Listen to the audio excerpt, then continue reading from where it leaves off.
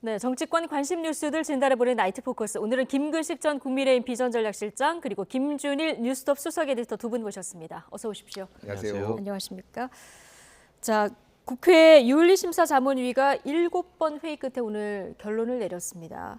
가장 높은 수준인 징계 수위인 그 제명을 권고하기로 했는데요. 어떻게 보셨습니까? 이제 일각에서 오늘 이제 결론을 낸다고 했기 때문에 네 가지 징계 수위만 남아 있잖아요. 근데 이제 첫 번째, 두 번째는 뭐 사과하는 거기 때문에 의미가 없고 중징계로 분리되는 게 이제 세 번째 30일 이내 국회 출석 정지, 네 번째 제명인데요. 저는 개인적으로 사실은 30일 이내 출석 정지는 사실 의미가 없는 징계라고 생각을 했습니다. 왜냐하면 지금 그 김남국 의원이 지금 받고 있는 조사 내용이라든지 코인과 관련된 거래가 국회 상임위 그리고 본회의까지도 있었고 200회가 넘는 걸로 지금 윤리자문위에서 지금 확인이 됐고 액수도 본래 김남국 의원이 이야기한 것보다 훨씬 많기 때문에 아마도 그런 정도의 국민적인 어떤 그 불편한 감정을 생각해 본다고 한다면 30일 이내 출석 정지랑은 사실 별 의미가 없는 거기 때문에 그 다음은 제명밖에 없는 거거든요. 그리고 그 전에 국회 윤리특위에서 제명의 어떤 결정을 했던 경우를 보면 그 강용석 전 의원이 있습니다만 강용석 전 의원도 성희롱 발언이었어요. 그러니까 이제 사실은 그것과 그러면 이게 국회 본회의나 상임위 중에 이 코인 거래한 것이 가벼울 것인가? 결국 가볍지 않다고 생각을 하거든요. 그런 의미에서 본다면 국회의원으로서의 어떤 본래 해야 될 역할들을 방기했다고 하는 그런 의미에서 본다면 이게 사법적인 어떤 처리와 결과를 내는 게 아니라 정치적 판단을 하는 기구이기 때문에 저는 제명이 맞다고 생각했고 제 예상대로 아마 제명이라는 권고 결의안이 나온 것으로 보입니다. 30일 이내 출석 정지는 사실 의미가 없다고 생각을 했다는 의견이신데요. 김준일 에디터는 어떻게 예상하셨습니까? 저는 제명이 좀 유력하게 봤어요. 뭐 비슷한 거고요.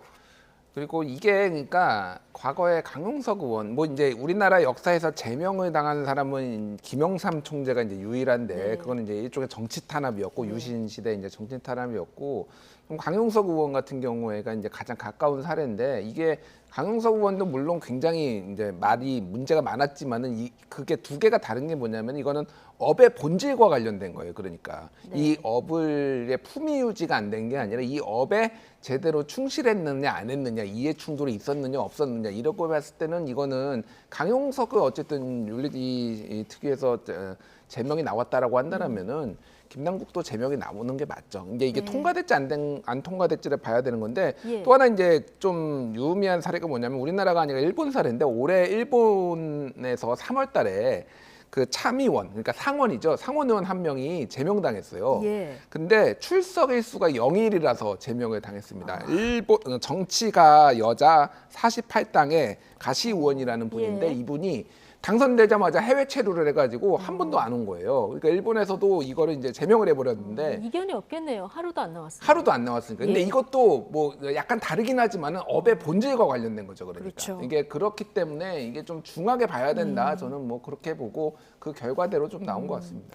김남국 의원이 나는 매매 횟수가 한 두세 차례 정도고 너무 소액이라서 잘 모르겠다 이런 얘기 했었는데요. 자, 자문위가 1차 조사를 해봤더니 앞서 얘기를 잠깐 짚어주셨지만 상임위하고 소위 중에만 200차례 정도 거래를 했고 거래량으로 따지면 99억 원 정도 된다. 이런 조사 결과인데 이게 최종 조사까지 가면 좀 더 늘어날 수 있다 이런 전망도 나오더라고요.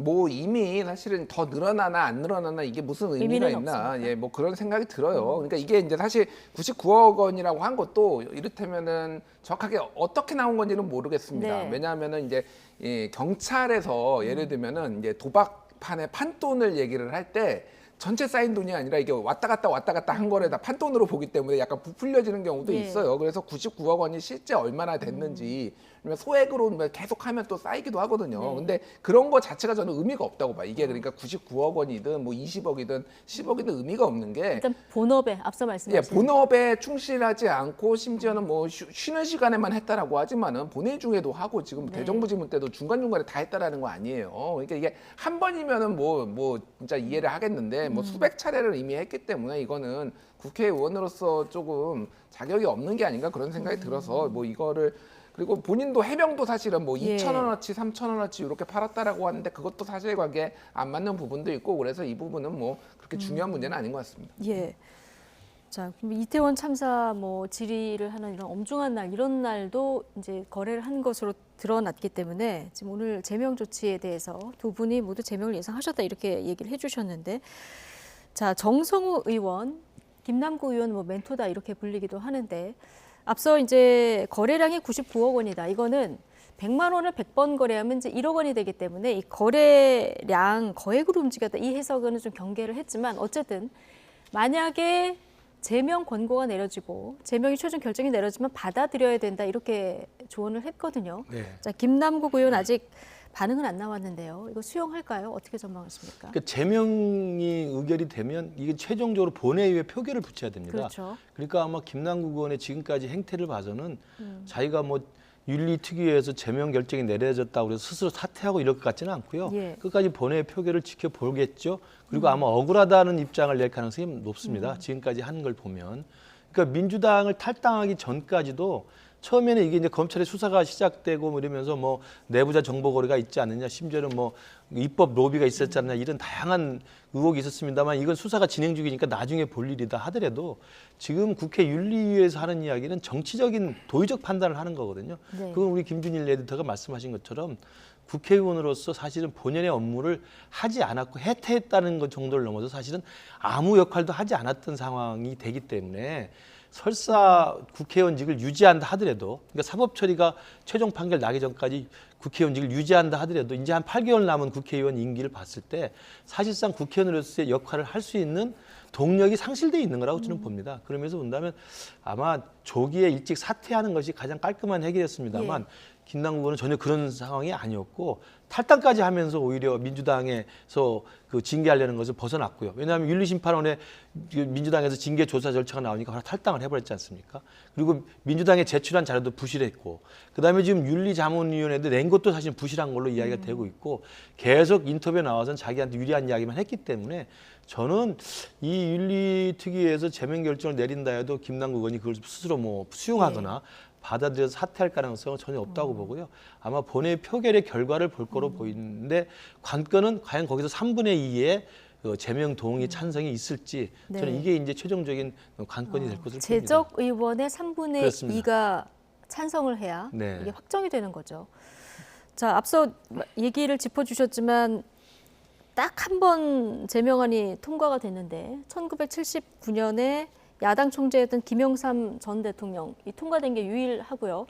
지금 뭐 제명 권고가 내려진 적은 있었는데 한 번도 여기에 대해서 어떤 조치가 내려진 적이 결과적으로는 없었기 때문에 좀 유명무실하다 이런 지적도 나와요. 어떻게 전망하십니까? 그냥 조건이 까다로워요. 그러니까 이게 제 석이 아니라 제 적이니까 이번 300명 보통 이제 뭐 거의 다 있다라고 보면은 그 중에 200명의 이제 찬성을 받아야 되는 거잖아요. 이게 그렇죠. 여야 할 것 없이 굉장히 많은 의원들이 이제 해야 되고 강용석 의원 이제 사례를 말씀드릴게요. 그때 이제 198명이 찬성을 했었어야 되거든요. 예. 근데 259명이 투표를 했고요. 찬성 111, 반대 134, 기권 6, 무효 8.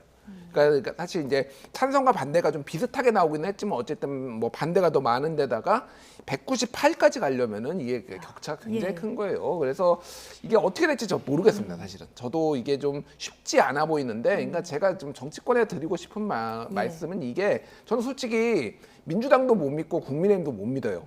이게 왜냐하면은 국민의힘에서도 이탈표가 나올 것 같습니다. 그럼요. 예, 왜 그러냐면 두 가지 이유가 있습니다. 하나는 어쨌든 김남국 의원하고의 친소 관계라든지 이런 것 이게 제명까지 가야 될 사안이냐라고 본인이 판단을 하는 뭐 소신도 있을 테고요. 또 하나는 야, 이거 부결시켜서 민주당 곤혹하게 좀 만들자 이렇게 생각하시는 정치적 분들도 판단도 있었을 그런 것이다. 하시는 분들도 있을 가능성이 있어요. 예. 저는 뭐 민주당도 못 믿고요. 근데 이제 제가 말씀드리는 거는 이런 당리당략이나 뭐 이런 정파 아니면 친소 관계를 떠나가지고 이거를 좀 냉정하게 판단해 주셨으면 좋겠습니다. 왜 국회에 대한 불신, 정치에 대한 불신이 어디에서 비롯됐는지 이거를 온정주의로 이렇게 볼 것이 아니고 좀 대승적으로 좀 판단을 하셔서 이번 사안을 좀 처리해 주십사 하고 간곡하게 좀 부탁드리겠습니다. 네.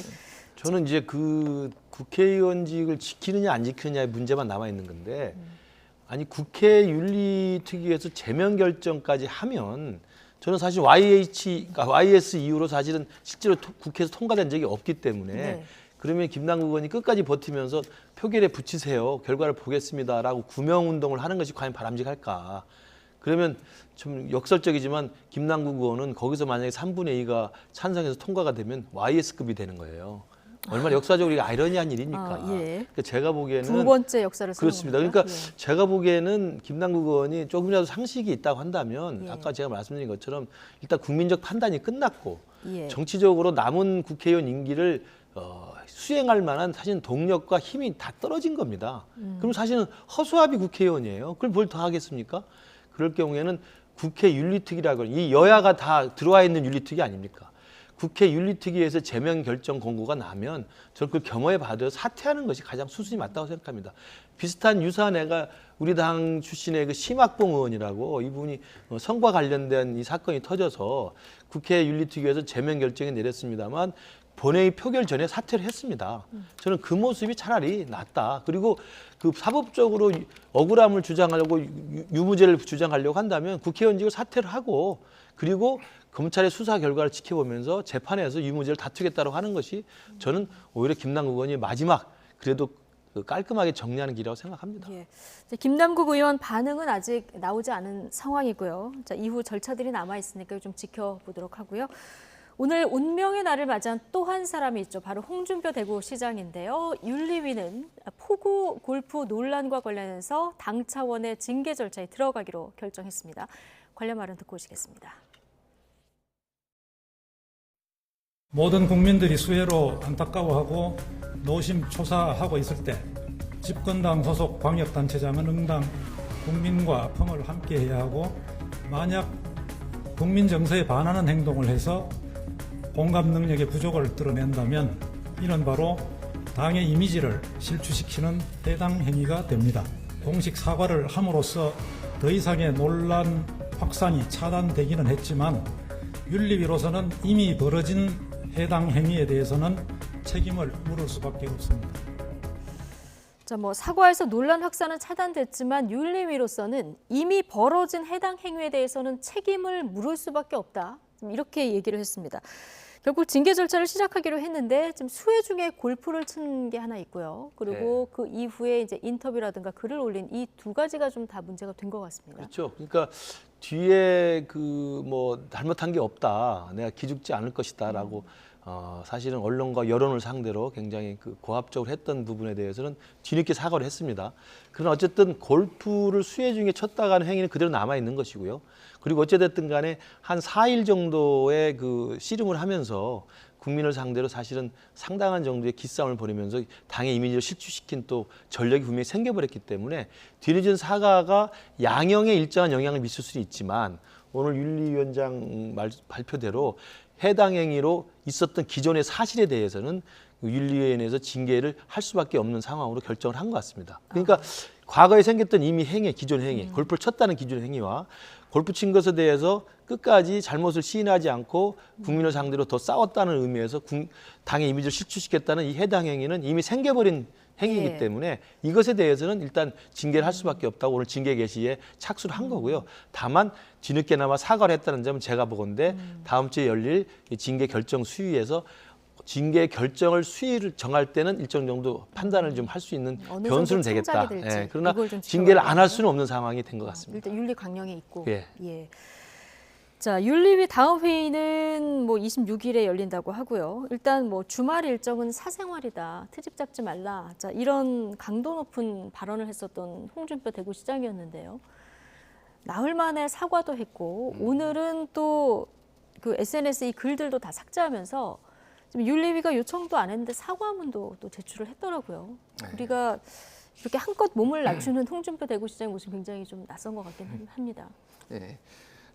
이게 네티즌 용어로 하면은 노빠꾸 스트레이트 홍준표가 변했다 이런 얘기들도 나오더라고요. 그래서 이게 해석이 여러 가지가 있는데 첫 번째는 이제 징계를 피하기 위해서 한 거다라는 게 당연히 그렇게 보이죠. 그러니까 이제 징계가 그것도 중징계 그리고 여론이 너무 안 좋아요. 이 부분에 있어서 홍준표 시장이 그렇게 얘기를 했지만은 이거에 대해서 비판을 안 하는 분이 없었습니다. 여당, 야당 뭐 이거는 전체적으로 국민들도 그렇고 왜냐하면 너무 많이 죽었거든요. 지금 네. 이 참사로 그러니까 이 재해로 이제 너무 많이 이제 사망자가 발생한 거니까 이게 국민적 공분도 있었고 그리고 본인이 얘기했던 거하고 이제 안 맞는 부분들 내로남불 뭐 이를테면은 이해찬 총리 이제 3.1절 골프 뭐 시대가 다르다고 하더라도 그때는 국민은 눈높이에 맞춰야 된다라고 본인이 억울한 부분이 있더라도 뭐 이렇게 얘기를 했거든요. 그러면서 사퇴를 요구했거든요. 그러니까 이게 기준이 이제 잣대가 안 맞는 거예요. 제가 이제 전원으로 들었는데 이 발언에 대해서 홍준표 시장이 제가 그런 말을 했어요라고 했다고 기억이 안 나시는 거죠. 그러니까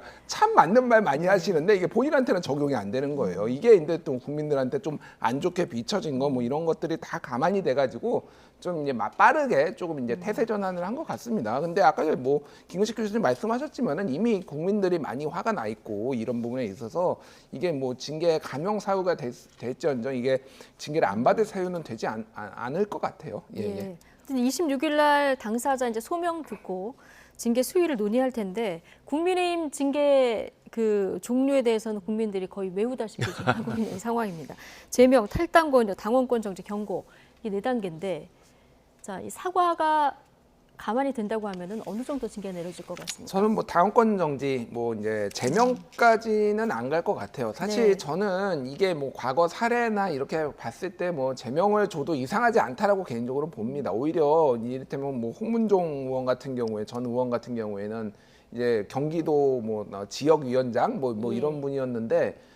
공직에 있던 분도 아니었어요. 그러니까 당시에. 그럼에도 불구하고 제명이 됐거든요. 요 지금 대구시장이잖아요. 네. 그리고 1,014명이 나와가지고 비상근무를 하고 있었는데 본인이 시킨 거 아니다라고 얘기하고 있고 그러면 그분들은 왜 나온 겁니까 도대체. 그러니까 본인이 시키지 않았어도 어떤 공직자료의 어떤 책임감 뭐 그리고 뭐 행안부나 이런 데에서 가급적 나오라고 하니까 나온 건데 그거를 지휘해야 할 부분이 본인은 골프 치러 가고 그러니까 무책임한 거죠.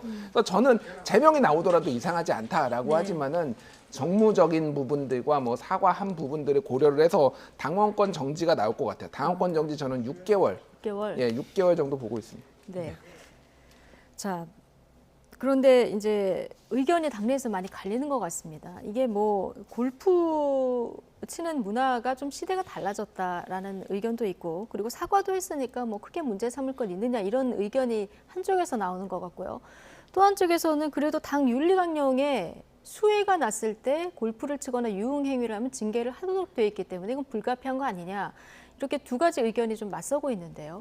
글쎄요, 이제 다음 주에 이제 와서 본인 소명을 만약에 예. 하게 되면 소명을 듣고 징계 수위를 결정을 할 텐데 일단 미리 사과를 했고 또 다음 주 소명인데도 불구하고 오늘 사실 징계에 열렸을 때 사과문도 제출하고 뭐 비상근무 계획표도 다 제출했다는 거 아니겠습니까? 네. 그 페이스북에 문제가 되는 그 글도 다 삭제를 했고 상당히 지금 반성의 모습을 보여주는 모습이 있었던 거죠. 그렇다 보면 양형을 낮추려고 상당히 노력하는 적이 있는 것 같습니다. 예. 그렇기 때문에 제가 보건대 제명까지 갈 수 있는 사안은 아닌 것 같고 왜냐하면 너무 중징계를 할 경우에 홍준표 시장의 그 특유의 성격으로 봐서 제명이나 탈당권 같은 중징계가 됐을 때 거기에 반발해서 싸움이 시작되면 당내에는 이제 걷잡을 수 없는 갈등으로 들어갈 수밖에 없습니다. 그런 부분도 좀 정부가 예, 그 사후적으로 이게 사실은 더 큰 분란이 생길 수가 있고 더더군다나 지난번에 정광훈 목사 발언 관련해 가지고 홍준표 시장은 지금 현 김기현 대표랑 또 설전을 벌여서 상임고문 해체하면서 상당 정도의 좀 갈등이 있었지 않습니까? 그게 지금 봉합된 상태이기 때문에 네. 만약에 홍 시장이 수용하지 못할 정도의 과도한 중징계가 나올 경우에 이게 제2라운드가 돼서 당내 갈등이 더 증폭될 가능성이 있기 때문에 그 정도 중징계는 아마 윤리위에서도 아마 고려하기 힘들 것 같고요. 제가 볼 때도 우리 김준일 수석 에디터가 말씀하신 것처럼 당원권 정지 수준에서 이야기될 가능성이 있는데 몇 개월이 될지는 아마 지켜봐야 될 것 같고 반성의 정도 네. 이런 과정에서 정무적 판단을 합쳐서 아마 네. 당원권 정지의 개월이 이제 정해질 것으로 보입니다. 윤리위가 열리는 26일까지 홍준표 대구시장이 어떤 또 행보를 보일지 이 부분도 좀 가만히 될 것 같은데 어쨌든 업무 시간에 골프 연습 논란이 있었던 김진태 강원도지사가 있지 않았습니까? 여기에 대해서 이제 어떤 조치가 없다 보니까 형평성 그 얘기도 좀 나오는데 그러다 보니까 지금 말씀하신 대로 홍준표 대구시장하고 김기현 대표가 좀 설전이 몇 차례 있지 않았습니까? 그래서 이번에 윤리회부가 어떻게 보면 이런 발언들에 대한 경고 아니냐 이런 해석이 일부에서 좀 나오더라고요. 뭐 그런 식으로 비춰질 수 있죠. 예. 그러니까 충분히 저는 뭐 이제 그 당 상임고문도 얼마 전에 이제 해촉을 하고 네. 그런 것들이 이제 당내 갈등으로 이제 비춰질 수 있는데 이것도 아까 전에도 제가 뭐 앞서 저 김남국 의원 사례도 말씀드렸지만은 그냥 좀 이게 뭐 이런 거 저런 거 고려하지 않고 이 사안에 대해서 좀 집중했으면 좋겠어요. 네. 그러니까 뭐 어쨌든 문제가 있는 거잖아요. 뭐 국민들이 다 문제가 있다라고 한다라면은 이거를 뭐 홍준표를 죽이기 위해서 뭐 당에서 주류에서 뭐 이렇게 한 거다라고 이제 볼 필요는 없을 것 같습니다. 저는 어떤 징계가 나와도 그렇게 보지 않을 생각이고요. 예. 예, 그냥 뭐 이제 제가 받아들인 문제는 아니지만은 이제 이건 뭐 홍 시장께서 판단하실 문제죠. 근데 어쨌든 납득하겠습니다. 그러니까 중요한 거는 이게 국민적 눈높이에 맞아야 된다는 예. 거 첫 번째. 그리고 그래야지만 이 지금 여러 비난을 받고 있는 정부 여당이 좀 더 앞으로 더 나아갈 수 있지 않을까. 그런 것들을 오히려 더 고려해야 되지 않을까 그 생각이 드네요. 네. 자, 이런 상황에서요. 오송 지하차도 참사 늑장 대응 논란으로 좀 여론의 문매를 맞고 있는 지자체장들이 많은데요. 김영환 충북도지사 오늘 합동분향소를 찾아서 유가족에게 진심으로 죄송하다 여러 차례 고개를 숙였습니다. 그런데 현장을 늦게 찾은 경위를 설명하는 과정에서 나온 발언이 도마 위에 올랐는데 어떤 발언인지 듣고 오시겠습니다. 책임자이신 지사께서 심각성을 좀 너무 늦게 파악하셨다라는 이제 비판이 있어요. 저도 그런 아쉬움이 있는데 제가 거기 갔다고 해서 상황이 바뀔 것은 없다고 생각합니다. 워낙 이게 지금 골든타임이 짧은 그런 상황에서 전개됐고 제가 생각할 때는 임시 제방이 붕괴되는 상황에서는 어떠한 조치도 효력을 또 생명을 구하는 어려움이 있었다고 생각하는데 그럼에도 불구하고 제가 도의 최고 책임자로서 그 현장에 있었어야 된다 그렇게 생각합니다만은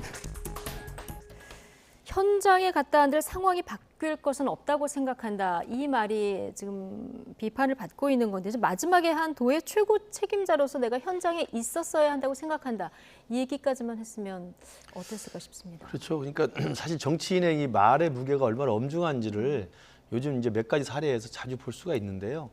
뭐 김영환 지사도 사실은 저 안타까운 이 참사에 대해서 애도하러 온 거 아니겠습니까? 예. 그리고 제가 알기로도 가서 정말 진정으로 애도를 하고 왔고 계속 전반적인 그 말의 맥락은 앞뒤 이야기를 다 들어보면 정말 죄송하다, 무거운 책임을 느낀다는 그런 맥락이었습니다. 그런데 하다가 이제 저런 부분이 튀어나와서 이제 논란이 된 건데요. 그리고 저 논란된 발언에 대해서도 몇 시간 만에 또 사과를 다시 했습니다. 네. 그렇기 때문에 뭐 제가 볼 때는 그 정말 생각 없이 나온 그 어떤 논란이 되는 그 잘못된 발언이었는데 정말 정치인이 이런 공식적인 자리에서 또 공개적인 그 기자들의 질문에 답하는 과정에서는 정말 유가족, 그다음에 국민, 그다음에 당사자, 그다음에 자기 자신의 공직자의 무게 이런 것들을 곰곰이 생각해서 정말 말 한마디 조심하게 해야 된다 생각이 들고요. 그리고 또 더더군다나 저 발언이 좀 더욱더 우리들에겐 조금 안 좋게 들리는 이유는 우크라이나 방문했던 윤석열 대통령의 그 일정을 놓고 야당들이 정치 공세를 벌였을 때 대통령실에서 그걸 해명하는 과정에서 내놓았던 발언과 비슷한 맥락을 또 떠올리잖아요. 그렇죠. 당장 뛰어가도 상황을 바꿀 수 네, 없죠. 그러니까 이게 예. 또 그런 게 또 대자비가 되는 겁니다. 그래서 정말 안타깝지만 잘못된 발언이었다고 생각이 들고 예. 빨리 바로잡아서 사과했기 때문에 일단 다시 한번 엄중하게 좀 지나가야 될 문제라고 생각합니다. 네, 자책을 표현한 것이다 이렇게 해명을 했는데 이거 말고도 한두 명의 사상자가 발생해서 엄청난 사고라고 생각 못했다. 자, 이런 발언도 했는데 이건 이재명 대표가 리트윗하면서 바로 또 직격을 했더라고요. 그러니까 좀 굉장히 답답합니다. 그러니까 굉장히 답답한 게 이게 이제 위기관리 커뮤니케이션의 이제 가장 원칙 중에 하나가 이제 뭐 두세 가지가 있는데 그 중에 하나가 뭐 거짓말하지 마라라는 거고, 그러니까 왜냐하면 이게 특히 많은 언론들이 주목하고 있을 때는 거짓말하면은 나중에 다 금방 들통이 나는 경우가 많거든요. 또 하나가 뭐냐면은 그러니까 해명으로서 또 다른 논란을 키우지 말라라는 게 네. 대원칙이에요. 그러니까 말을 되게 간결하게 하고 잘못은 빨리 인정을 하고 더 이상 이걸로 논란을 일으키지 말아라는 건데 지금 정부 여당 지금 전체적으로 다 지금 말로써 계속 논란을 일으키고 있거든요. 그 네. 대통령실 관계자 해명도 그렇고 뭐 지금 김영한 지사도 그렇고 다른 분들도 마찬가지예요. 뭐 예를 들면 김기현 대표도 마찬가지입니다. 대통령이 이러시니까 뭐 화가 나시지 뭐 이런 얘기를 쓸데없이 해가지고 뭐 대통령 심기경호하냐 뭐 이런 얘기도 있는 겁니다. 그래서 그냥 잘못했으면 잘못한 거를 아주 간결하고 드라이하게 제가 뭐 잘 못했습니다. 그런 부분을 앞으로 더 챙기겠습니다 했으면 깔끔하게 될 문제, 더 이상 논란이 안 커지는 문제인데 좀 뭐 이제 아쉽다라는 부분이 들고 기본적으로 어쨌든 임명은 한 명이 죽든 두 명이 죽든 자기 네. 관할에서 그런 일이 있었으면은 가고 그거를 챙기는 게 맞습니다. 그 인식 자체도 조금 문제가 네. 있다 이렇게 봐야 될 것 같아요. 일단 김영환 지사가 보고를 받은 시간이 9시 44분이고요. 현장에 도착한 시간은 1시간 넘은 시각이라 그래서 지금 이 지자체의 역할에 대한 비판이 안 그래도 나오고 있는 상황이고 오늘 뭐 이범석 청주시장은 그나마 이렇게 사과 말로도 안 하고 사과문만 발표해서 이 또한 또 좀 비판의 대상이 되는데 앞서 말씀하신 공직자의 말의 엄중함, 행동의 엄중함 다시 한번 좀 생각을 해봐야 될 것 같습니다. 민주당으로 가보겠습니다. 김은경 혁신위원장이 최근 언론 인터뷰에서 한 발언이 초선 의원들의 반발을 샀습니다. 어떤 내용일까요? 직접 듣고 오시죠. 코로나 세대에 무엇인가를 했던 경우가 달라요. 다른 세대하고. 초선이 코로나 때 딱 그 초선들이신 거예요.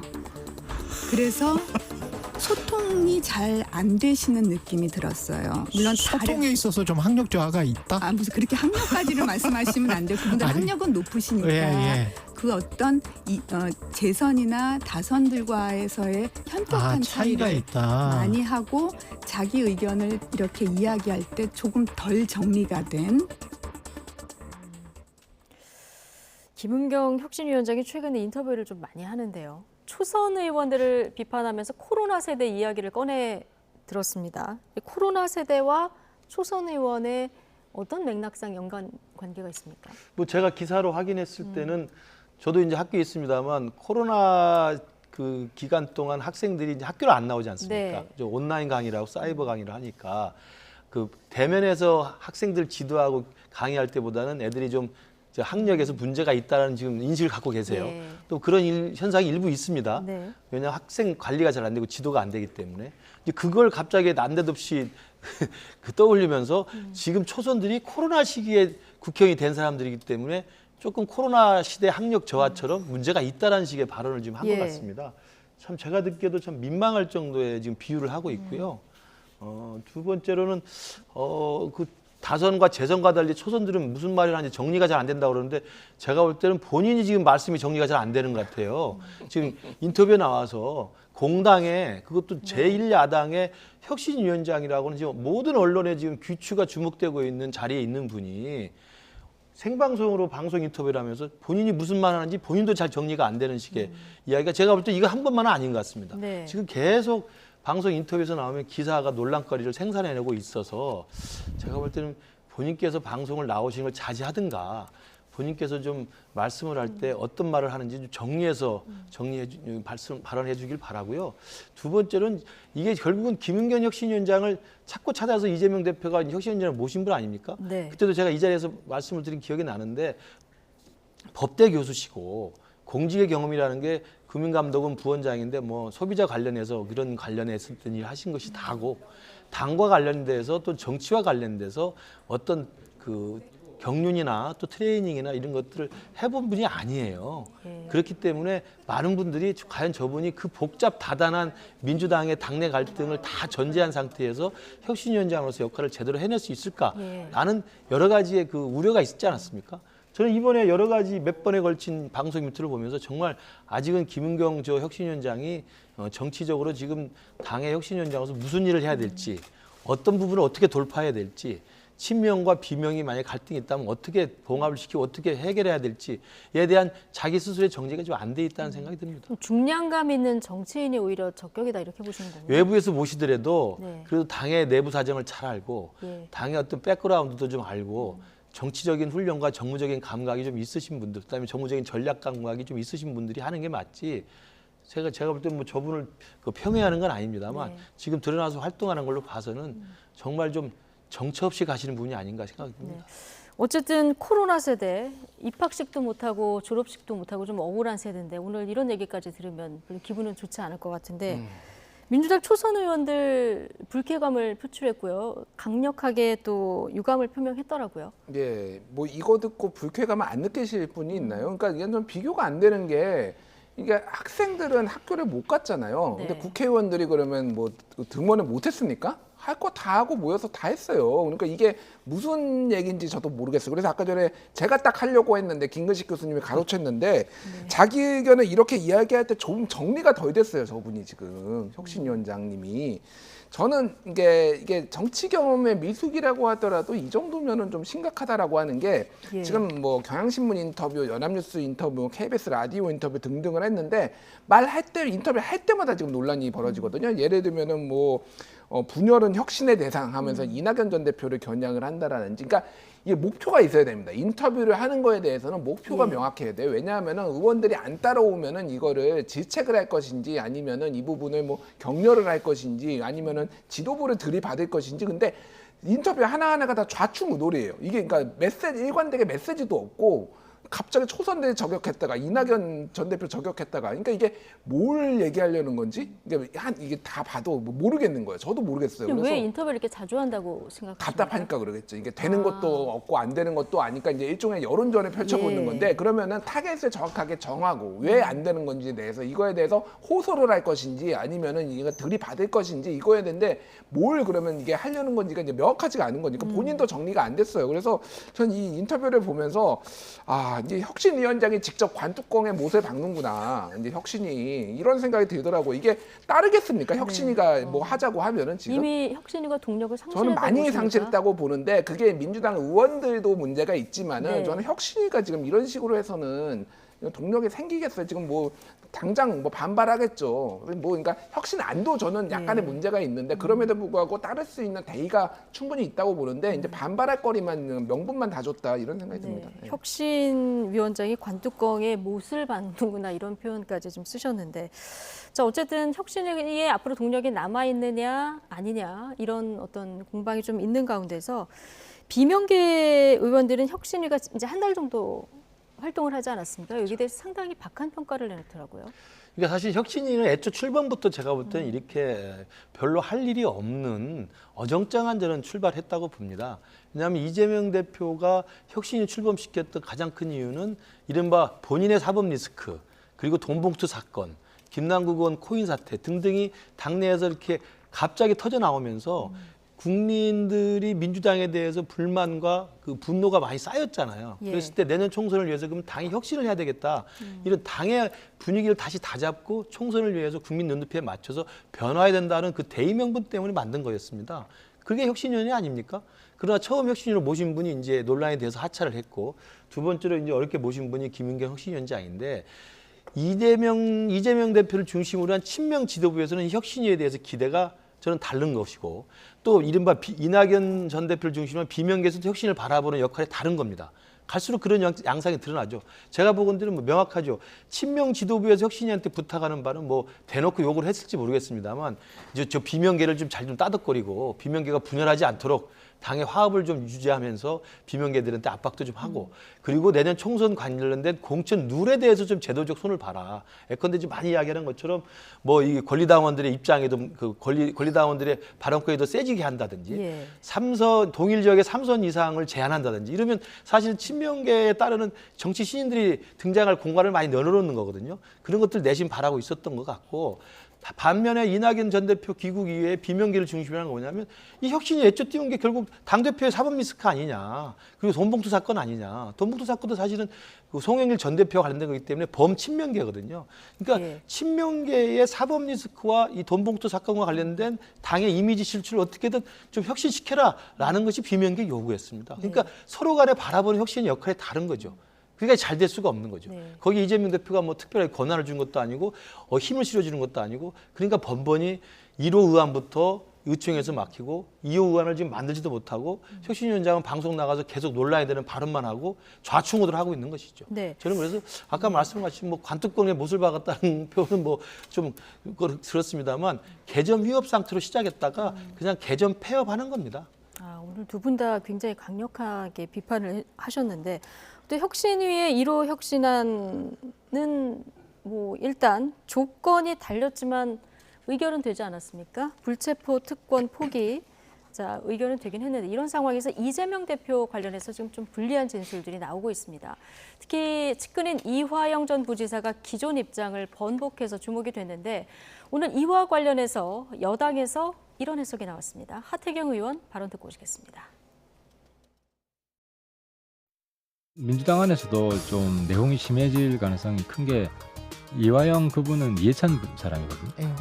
그러니까 이제 이해찬 대표가 손절했다 이재명을 거의 뭐 일심동체처럼 움직인다 하고 보고 있기 때문에 손절했다는 신호로 해석될 가능성이 크고 그러면은 체포동의안이 날라오면 찬성하는 표가 결국 훨씬 더 원래 예상보다 지난번에 30몇 표였는데 이번에 훨씬 더 많아질 가능성이 있을 것 같아요. 네. 자, 이화영 전 부지사의 진술 번복은 이해찬 대표가 이재명 대표를 손절한 것이다 이런 해석인데요. 네, 뭐 저는 동의하지 않습니다. 네. 왜 동의하지 왜 않냐면은 그러니까 지금 이해찬 대표 전 대표가 이재명계와 손절을 했다라는 다른 시그널들이 전혀 없어요. 네. 전혀 없고 지금 이화영 전 부지사 같은 경우에는 지금 어쨌든 감옥에서 거의 고립된 상황이거든요. 그러니까 이게 본인이 이제 더 이상 버티기 힘들 정도로 여러 물증이 나왔다. 지금 뭐 이제 여러 언론 보도를 보면은 국정원 문건도 나오고 뭐 쌍방울 이 송금과 관련해서 기타 여러 가지 이제 문건들이 이제 나오면서 이제 더 이상 아예 그 사실 자체를 부인을 하다가 이제 500만 달러는 스마트팜, 300만 달러는 이제 방북 대가 요거였는데 500만 달러는 아직도 인정하지 않고 있고 300만 달러만 지금 인정을 했다라는 거잖아요. 그러니까 전체적으로 보면은 좀 두 가지인 것 같아요. 하나는 이걸 나 혼자 다 짊어지기 좀 어려운 상황. 예. 그리고 또 하나는 이제 뭐 부인을 할 수가 없는 물증들이 이제 나왔다라고 봐서 저는 손절했다라고 보지는 않는 것 같아요. 근데 이제 중요한 거는 그런 것 같습니다. 어쨌든 저 이화영과 유동규, 뭐 김용, 뭐 정진상 요 부류하고는 조금 다르거든요. 그러니까 정진상 정무조정실장이나 김용 민주연구원 부원장 같은 경우에는 그러니까 이재명의 사람이고 동고동락을 한 사람이고 만약에 이재명이 아니었으면 중앙 정치에 진출하기 되게 힘든 분이에요. 예. 그러니까 사실은 이재명의 정치적 운명에 본인의 운명이 걸려 있다. 정치적 운명이. 그러니까 운명 공동체라고 본다라면 이화영 지사 같은 경우에는 2004년에 이미 국회의원도 했고 사실은 정략적으로 아니면 정치적으로 동맹 관계라고 이제 보는 게 맞거든요. 그렇다면 본다면은 이재명한테 모든 거를 지금 다 충성을 걸어야 되나? 뭐 이런 판단이 충분히 있을 수는 있을 것 같아요. 그러니까. 정진상, 김용 이 두 측근하고는 좀 다른 측면이 있다. 이렇게 측근이라고 저는 보지 않습니다. 사실 이게 뭐 가까웠지만은 가깝지만 측근은 아니다. 뭐 말했듯이 이해찬계였고 사실 예. 이해찬계가 이제 이재명 대표를 밀어주면서 이제 대선 후보까지 되는 과정이 있었는데 거기에서 이제 손을 잡았던 거지 이게 뭐 그런 측근, 복심 뭐 이렇게 분류되기는 저는 힘든다고 봐요. 알겠습니다. 어쨌든 이해찬, 이화영 두 사람의 친분 때문에 이재명 대표를 손절했다 이렇게 해석으로 연결하는 거는 좀 넘어간 거다 이렇게 해석을 해주셨는데 어쨌든 지금 진술이 변화된 입장이 나오고 있고요. 지금 그러다 보니까 검찰이 이재명 대표를 7월 말이나 8월 초에 소환할 것이다. 이런 전망이 나오는데요. 민주당 내 또 상황이 좀 복잡해질 것 같습니다. 그렇습니다. 이제 저는 그 지금 대장동 게이트도 이제 재판이 기소가 돼 있고 성남 FC도 기소가 돼 있습니다만 그것까지는 이재명 대표가 이제 본인을 향한 검찰의 그 칼날을 직접 오는 것은 막았던 것으로 보입니다. 특히 대장동 게이트는 말씀하신 정진상, 그 김용이 길목을 지키고 버티고 있기 때문에 유동규는 그 다음 단계이기 때문에 그렇거든요. 근데 저는 이번에 좀 차원이 다른 게 뭐냐면 대북 송금 사건은 일단 500만 불, 300만 불을 북에 보냈다고 하는 움직일 수 없는 증거가 이미 많이 확보가 돼 있어요. 예. 왜냐하면 돈을 송금한 사건이기 때문에 자료가 엄청나게 많이 남아 있거든요. 네. 국정원 직원도 있고 쌍방울의 임원도 있고 그다음에 송금 자료도 있는 것이고 이걸 부인할 수는 없는 거거든요. 예. 그래 보냈단 말이에요. 일단 쌍방울이라는 회사에서 왜 보냈을까? 스마트팜 비용으로 500만 불. 500만 그다음에 그리고 방북비로 300만 원 보냈는데 예. 그러면 김성태 장은 일관되게 이걸 이재명 대표를 보고 보낸 거다라고 이야기를 하는 것이고 이분은 사업가고 자기 회사를 지켜야 되는 거 아니겠습니까? 그러면 그 연결고리가 이화영이었는데 이화영이 네. 그렇지 않다라고 부인을 했던 겁니다. 근데 이화영 이 전 부지사가 길목을 지키고 있다가 이번에 이제 드디어 진실의 문을 여는 거거든요. 맞다. 내가 김성태 회장으로부터 이 전달을 해서 이재명 지사에게 다 보고를 했던 것이다라고 설명을 해버리기 때문에 이제는 이재명 대표가 대장동 게이트처럼 정진상, 김용이 길목을 막고 있으면 자기한테 오는 걸 좀 막아낼 수 있다고 생각했지만 이번에 대북송금 사건은 길목을 지키던 이화영 지사가 입을 열어버렸기 때문에 본인에게 겨냥하는 지금 검찰의 수사는 피할 수가 없는 것이고요. 네. 당연히 저는 이미 제가 알기로는 몇 주 전부터 저 진술이 확보가 됐고 그 진술의 신빙성을 입증하기 위한 증황 증거와 증거 자료를 지금 검찰에다 확보를 한 걸로 알고 있습니다. 그렇기 때문에 아마 7월 말 8월 초에는 이제 소환을 당연히 불가피해야 되고요.